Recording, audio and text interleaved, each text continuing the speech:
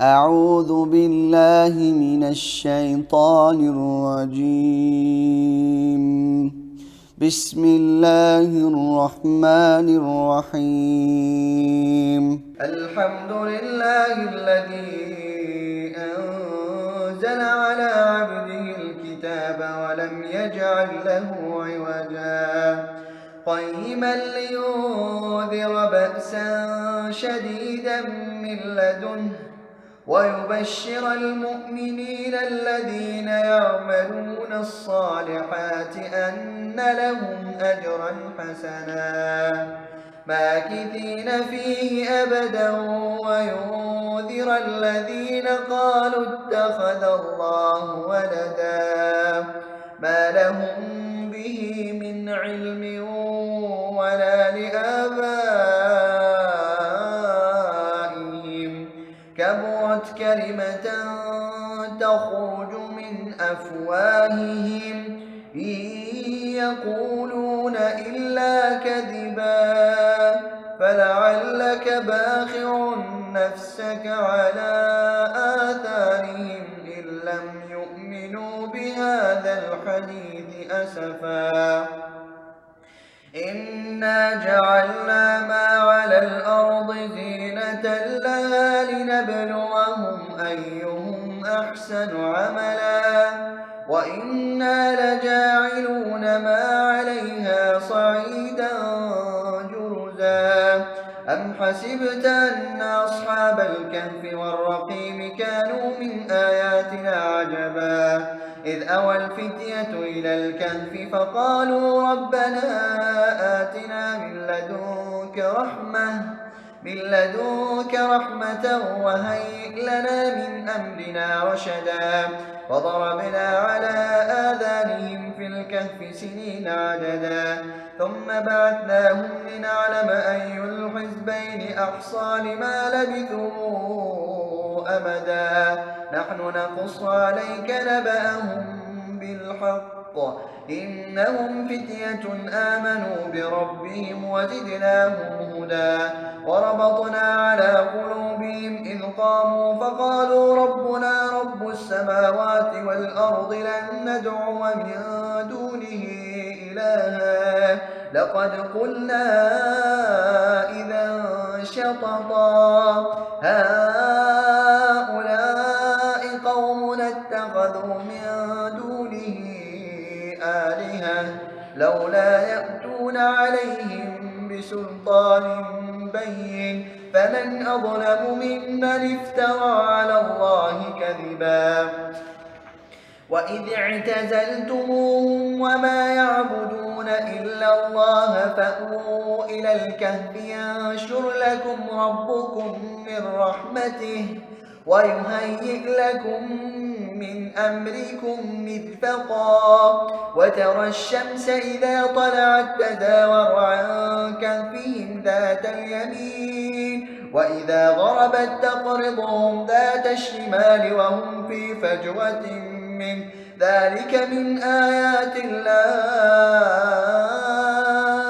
من يهد الله فهو المهتد ومن يضلل فلن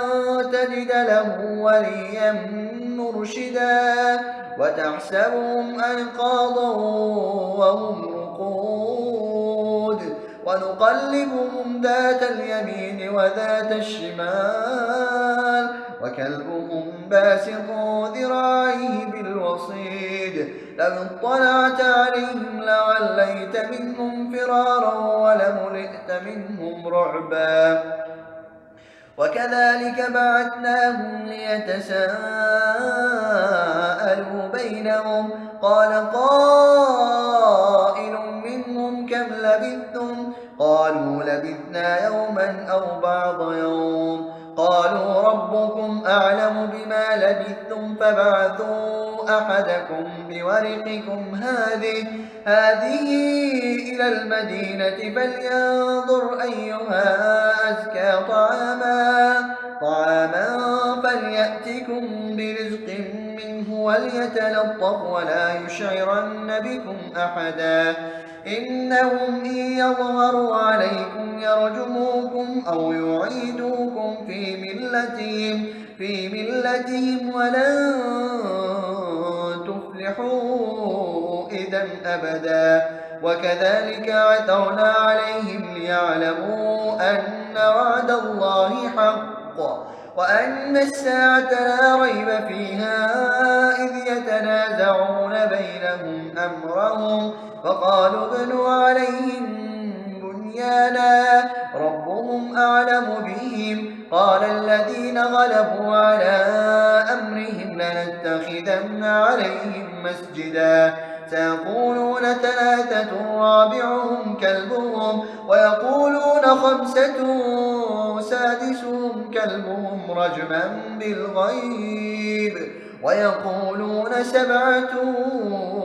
وثامنهم كلبهم قل ربي أعلم بعدتهم ما يعلمهم إلا قليل فلا تمار فيهم إلا مراء ظاهرا ولا تستفت فيهم منهم أحدا ولا تقولن لشيء إني فاعل ذلك غدا إلا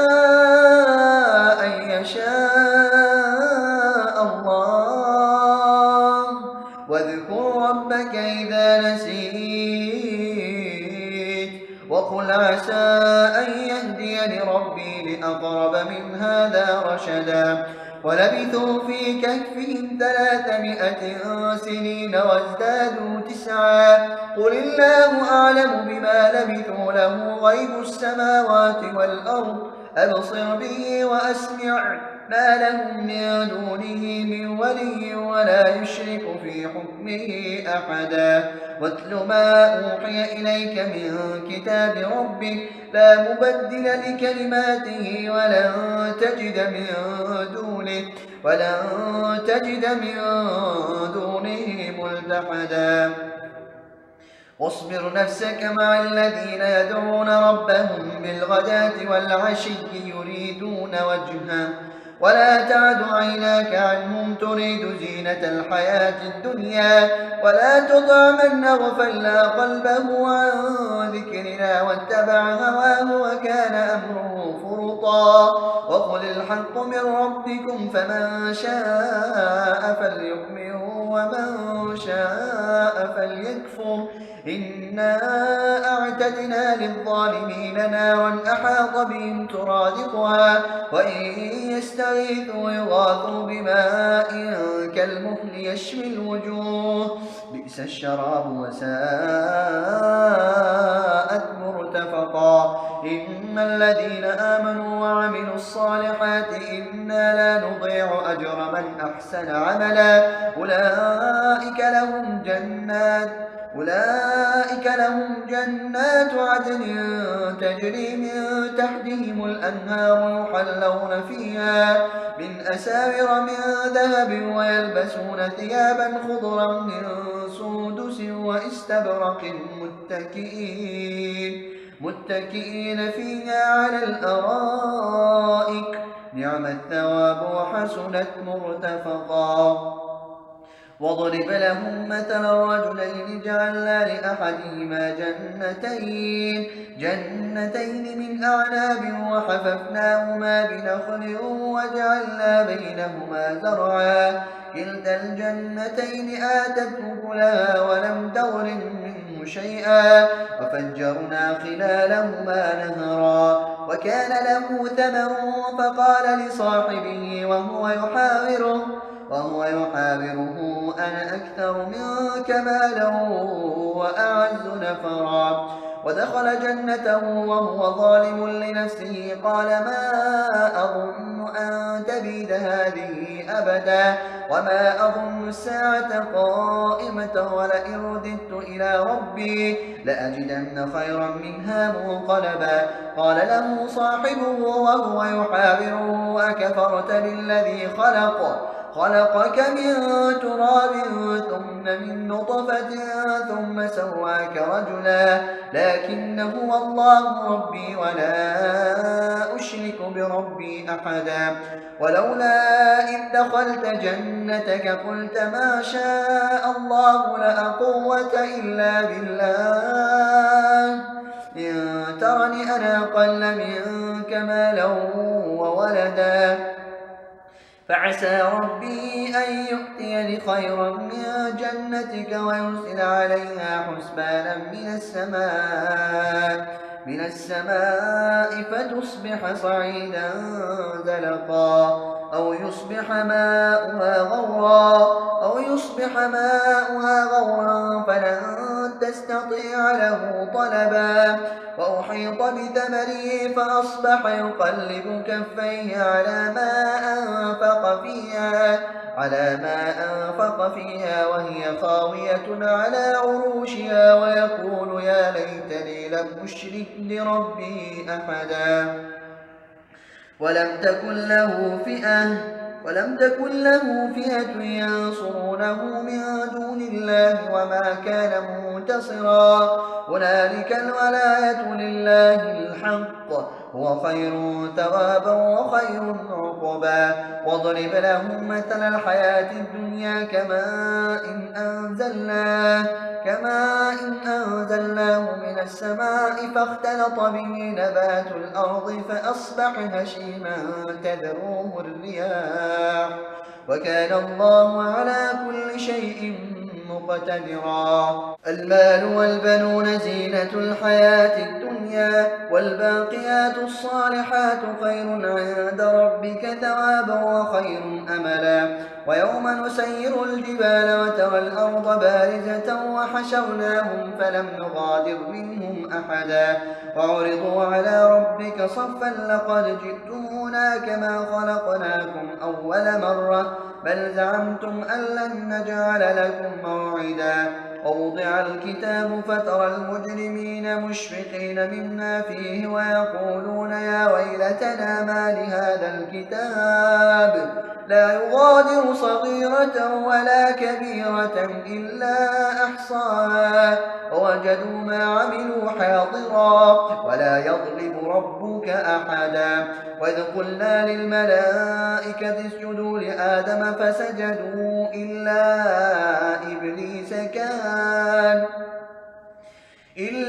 إبليس كان من الجن ففسق عن أمر ربه أفتتخذونه وذريته أولياء من دوني وهم لكم عدو بئس للظالمين بدلا ما أشهدتهم خلق السماوات والأرض ولا خلق أنفسهم وما كنت متخذ المضلين عددا ويوم يقول نادوا شركائي الذين زعمتم فدعوهم فلم يستجيبوا لهم وجعلنا بينهم موبقا ورأى المجرمون النار فظنوا أنهم مواقعوها ولم يجدوا عنها مصرفا ولقد صرفنا في هذا القرآن للناس من كل مثل وكان الإنسان أكثر شيء جدلا وما منع الناس أن يؤمنوا إذ جاءهم الهدى ويستغفروا ربهم إلا أن تأتيهم سنة الأولين أو يأتيهم العذاب قبلا وما نرسل المرسلين إلا مبشرين ومنذرين ويجادل الذين كفروا بالباطل ليضحضوا به الحق واتخذوا آياتي وما أنذروا هزوا ومن أظلم مما ذكر بآيات ربه فأعرض عنها ونسي ما قدمت يداه إنا جعلنا على قلوبهم أكنة أن يفقهوه وفي آذانهم وقرا وإن تدعوهم إلى الهدى فلن يهتدوا إذا أبدا وربك الغفور ذو الرحمة لو يؤاخذهم بما كسبوا لعجل لهم العذاب بل لهم موعد لن يجدوا من دونه موئلا وتلك القرى أهلكناهم لما ظلموا وجعلنا لمهلكهم موعدا وإذ قال موسى لفتاه لا أبرح حتى أبلغ مجمع البحرين أو أمضي حقبا فلما بلغ مجمع بينهما نسي حوتهما فاتخذ سبيله في البحر سربا فلما جاوزا قال لفتاه آتنا غداءنا لقد لقينا من سفرنا هذا نصبا قال أرأيت إذ أوينا إلى الصخرة فإني نسيت الحوت وما أنسانيه إلا الشيطان أن أذكره واتخذ سبيله في البحر عجبا قال ذلك ما كنا نبغ فارتد على آثارهما قصصا فوجدا عبدا من عبادنا آتيناه رحمة من عندنا وعلمناه من لدنا علما قال له موسى هل أتبعك على أن تعلمني مما علمت رشدا قال إنك لن تستطيع معي صبرا وكيف تصبر على ما لم تحط به خبرا قال ستجدني إن شاء الله صابرا ولا أعصي لك أمرا قال فإن اتبعتني فلا تسألني عن شيء حتى أحدث لك منه ذكرا فانطلقا حتى إذا ركبا في السفينة خرقها قال أخرقتها لتغرق أهلها لقد جئت شيئا إمرا قال ألم أقل إنك لن تستطيع معي صبرا قال لا تؤاخذني بما نسيت ولا ترهقني من أمري عسرا فانطلقا حتى إذا لقيا غلاما فقتله قال أقتلت نفسا زكية بغير نفس لقد جئت شيئا نكرا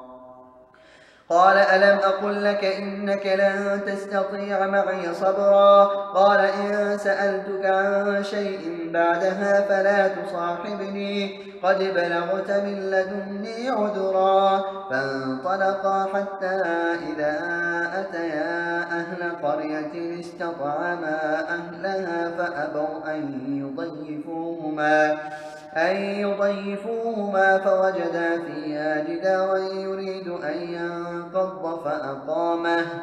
قال لو شئت لاتخذت عليه أجرا قال هذا فراق بيني وبينك سأنبئك بتأويل ما لم تستطع عليه صبرا أما السفينة فكانت لمساكين يعملون في البحر فأردت أن أعيبها وكان وراءهم ملك يأخذ كل سفينة غصبا وأما الغلام فكان أبواه مؤمنين فخشينا أن يرهقهما طغيانا وكفرا فأردنا أن يبدلهما ربهما خيرا منه زكاة وأقرب رحما وأما الجدار فكان لغلامين يتيمين في المدينة وكان تحته كنز لهما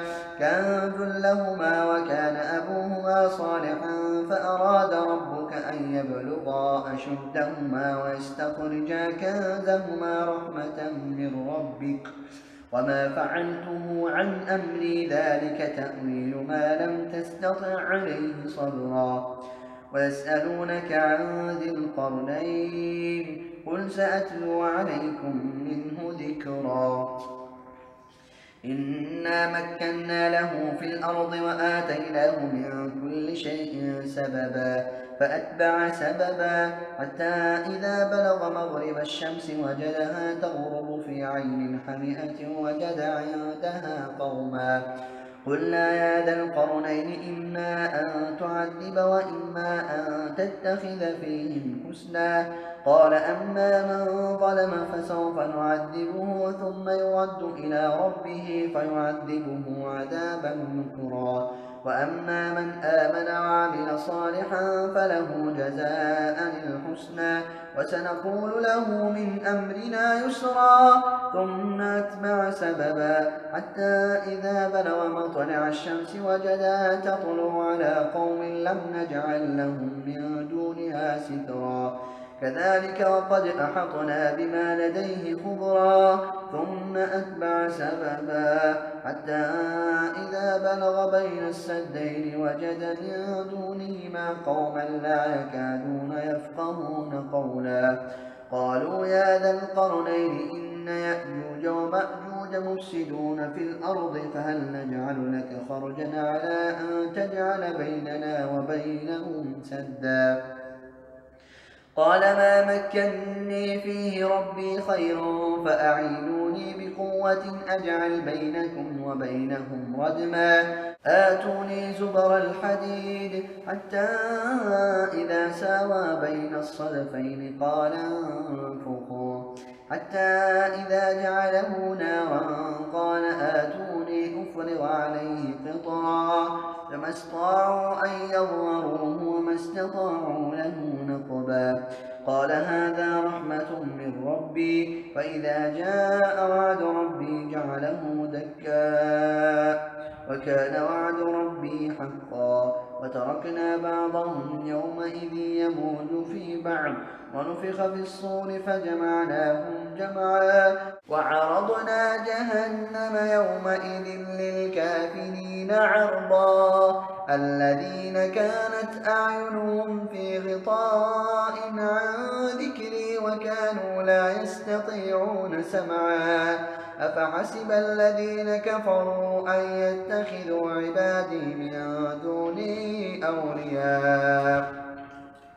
إنا أعتدنا جهنم للكافرين نزلا قل هل ننبئكم بالأخسرين أعمالا الذين ضل سعيهم في الحياة الدنيا وهم يحسبون أنهم يحسنون صنعا أولئك الذين كفروا بآيات ربهم ولقائه فحبطت أعمالهم فلا نقيم لهم يوم القيامة وزنا ذلك جزاؤهم جهنم بما كفروا واتخذوا آياتي ورسلي هزوا إن الذين آمنوا وعملوا الصالحات كانت لهم جنات الفردوس نزلا